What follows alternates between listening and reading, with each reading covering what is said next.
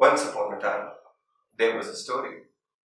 It did not have a happy ending. I'm sorry, that was quite a sad start, I know. But it's true, isn't it? There have been so many stories with so many once upon a times that haven't had a happy ending. Not yet, at least. Like, you're watching one right in front of you.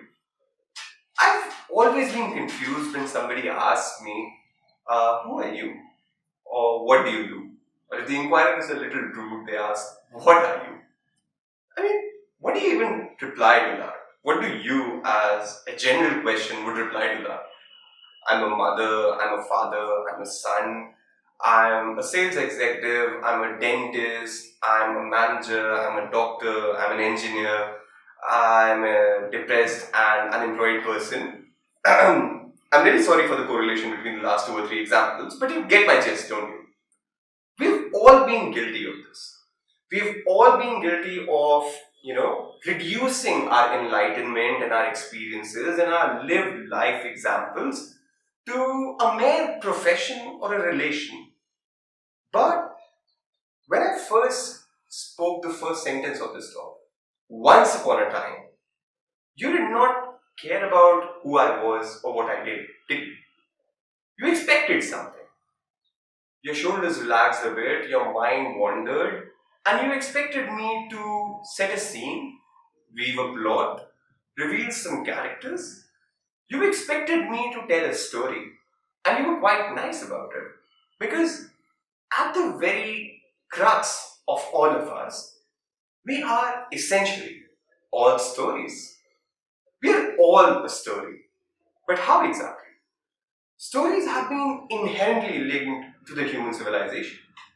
Human beings have always been attached to stories and we have always been telling them. Though, of course, they might not always be so well crafted and so thrilling. Neanderthal grunting, good fat dinner nice, in Neanderthal language, of course, would not make a New York Times bestseller. But he or she still told a story. We have always been telling stories to us and to each other since history itself.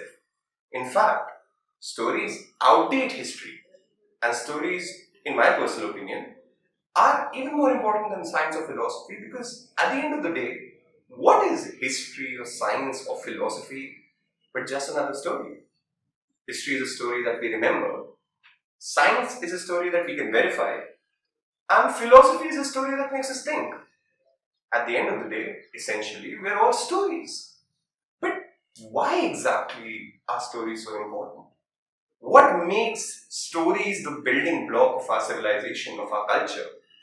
It's very, very simple, really. It's because we connect to them, we feel them, we go away with them, we escape with them, we attach ourselves to them. Do you remember the exact details of the first time your mother sang you a lullaby? Do you remember the first time you read a poem or a story in your kindergarten? Do you remember the time spent in your grandmother's veranda reading a Champak or a Amarchit Katha? If you're a teenager, do you remember the time spent on the internet reading new young adult novels? If you're elder than me, do you remember the time when you were a middle-aged person and you remembered the stories in your newspaper that made you wonder or that made you apprehensive about the situations in our country? If you're a senior citizen, if you're way older than me, do you remember the time when you were a kid and your stories were so much better than ours? There are good chances that you don't remember that. Not the exact details, of course, but you do remember the stories. You do remember the feelings you attach to them. You do remember the emotions that you associated with a particular word, with a particular phrase. And that is what stories are capable of.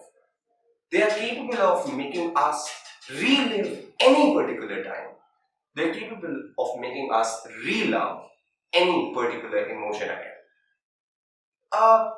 If you craft a scene well enough, even the most stone-hearted of a person can fall in love with a fictional lover. If you set the scene with enough details, the most Gen Z or millennial person in 2020 can go back and solve crimes in a Victorian England. That is the power of stories, though. They can make you go to a whole new world, they can make you fall in love with a whole new place, but most importantly, They can help you explore emotions inside of you that you never even knew existed. A person in Philadelphia can go back and cry because a person in Palestine wrote a poem. You know, if you sit down and you just read stories, Nisha's absurdities of the entire universe would seem plain as day to you. And if you sit back and read stories again, Newton's simplification of the entire world would just be on the back of your head. That, my friend, is the power of stories. And we are here to discover that power. Now, I told you why we love stories. We love stories because they make us feel. We love stories because they let us explore ourselves. We love stories because they allow us to escape from this world that we live in. But the greatest reason why we love stories is because we love telling them. I mean, go back to all the stories that you thought were close to you, or you thought were warm, or you thought were inspiring, and find out, I think you would find out that they were all stories that told us what somebody else felt, or what somebody else achieved, or what somebody else endured. The underdog winning the championship, man walking on the moon, an innocent person from jail making a daring escape, a rags to riches billionaire, an under-talented guy giving a TED talk. These are all stories that are close to us as human beings because we are innately optimistic at heart. We want to believe that the best can happen, and we want to tell our own stories so that we know that we did our best. If I ask you right now, how did you fall in love? Would you tell me on the internet? Or would you share a little detail about how you sent a joke to somebody and they acted coyly about it, pretended that they didn't understand, but they sent the joke back, and the two of you started sharing a little laugh, a little inside joke of your own, and that led to a good time ahead? If you ask me right now, am I close to my grandfather? I can't tell you yes, I am. Or I can tell you of the time that we spent together beside the fireplace at our ancestral home in the winters, and he taught me an Urdu couplet that I've memorized to this day. वो चांद है तो अक्स भी पानी में आएगा, किरदार खुद उभर कर कहानी में आएगा.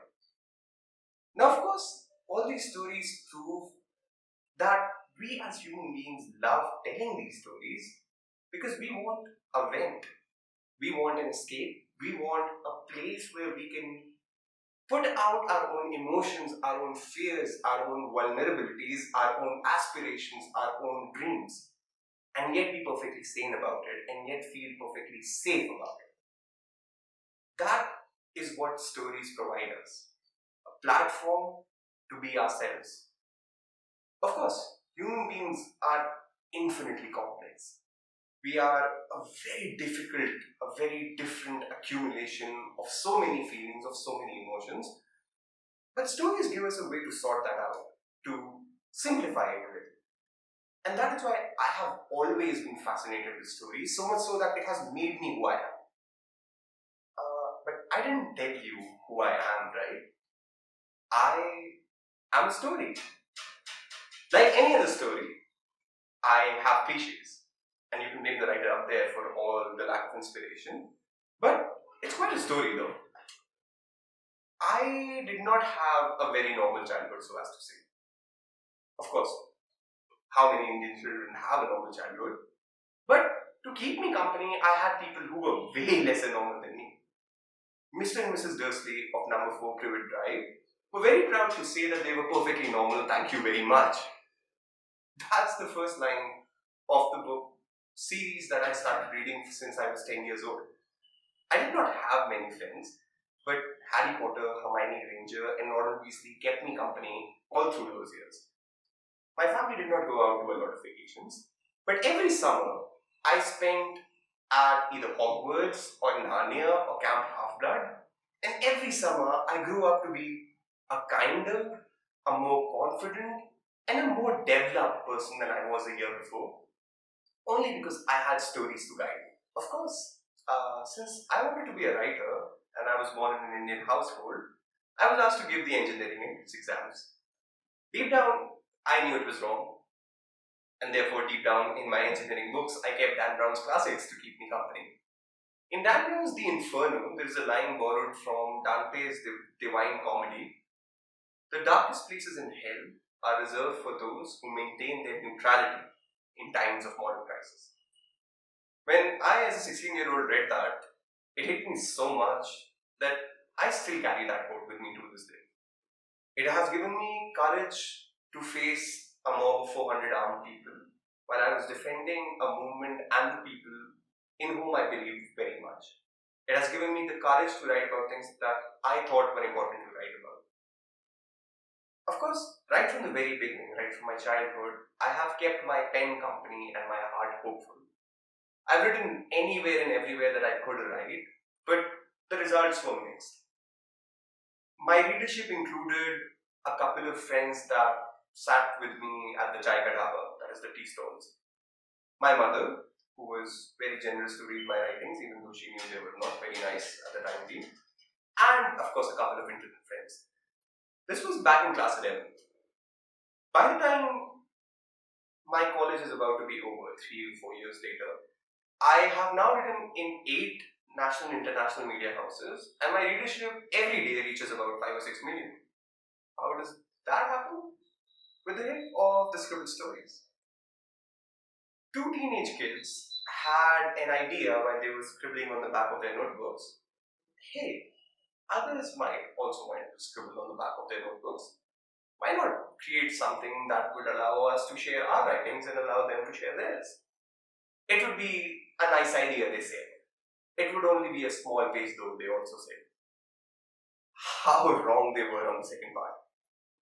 Umair and Mohit created a platform for people who believed in their writing and who wanted to put their word out. But Umair and Mohit did not stop because their mathematics mark sheet said otherwise. They believed in their own idea, they believed in their guts, and they created India's largest storytelling platform. Of course, when I was a school kid, to be part of something that huge impacted me a lot. It gave me the idea that my writings could also make a difference, that I could also change things just with my words, and that allowed me to become the best version of myself. Of course, I'm still enrolled in an engineering course, but think of that just as a filler chapter. I have become much more since my association with the scribble stories, since my association with writing and literature. I have become a writer at India's largest storytelling platform. I have a readership of 6 million people. I have participated at debates at the national and international level. I've represented India at South Asian debating. I am going to be an author soon, as soon as the publishing of my book is completed. But more than any of that, despite any of that, or including any of that, that does not describe who I am. At the core, at the crux of it all, I am a storyteller. I love stories because they enable me to belong in a world that is simply so diverse and so complicated that it would otherwise make us all strangers. I love telling stories, but more than that, I love reading stories. I love hearing stories. And there is one story that I am dying to hear. Your story. Of course, I love stories and there are so many reasons for that. But if you ask me to tell you the particular reason, I won't be able to tell you. I can tell you that I love stories because they create an entire new world for me to escape into. I can tell you that I love stories because they allow me to feel emotions that I've never felt before. I can tell you that I love stories because they allow me to talk about things that other people won't talk about or that other people would not know about. But that just won't be the complete truth. Stories make us, stories allow us to create our own reality. If I am writing a story, I can be a queer superhero, or I can be a mafioso godfather based in Switzerland. If I am writing my story, I can be my complete self, without ever feeling vulnerable. I can tell how my caste made me feel suffocated in my classroom, or I could tell how my parents' divorce really made me feel as a tragic young child. I could tell how fictional my love poems for a classmate were. But I could simply tell how I was feeling in a particular day, which was ordinary for all aspects other than the thoughts of mine. I could make a story come to life only because stories gave me that. And stories have that power for anyone. I'm a very ordinary person. There is no particular reason why I would become a better writer than you.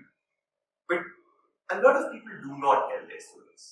They do not tell their stories because they feel people won't read it. They do not tell their stories because they feel people would not find it artistic enough or creative enough or brilliant enough or popular enough. But that is just hogwash. Nobody has ever lived your life. Nobody has ever experienced your experiences. Nobody has ever found out the truths that you did. And therefore, nobody can tell your story. So if you find it in your heart to pick up a pen or to find a mic and to tell your truths, your experiences, your association with the world that we have here, you would find that your story won't be alone in the world, and neither would you. You would find a place to belong, and you would find the power to be the one in charge of your own story. At the beginning of this talk, I said that I am a story, which I am. But I also said that I did not have a happy ending, which of course I didn't. I'm just not ready to write my ending. There's so many chapters yet to read, there's so many emotions yet to feel, and there's so many ways in which I want to experience life itself before I write the final word of myself. And I've always lived by one motto, that I'll write my story or be one. If you're brave enough to tell your story to the world, to be vulnerable enough to put yourself out there and yet strong enough to create your own reality, I'm pretty sure that you will write your story or be one too. Thank you so much.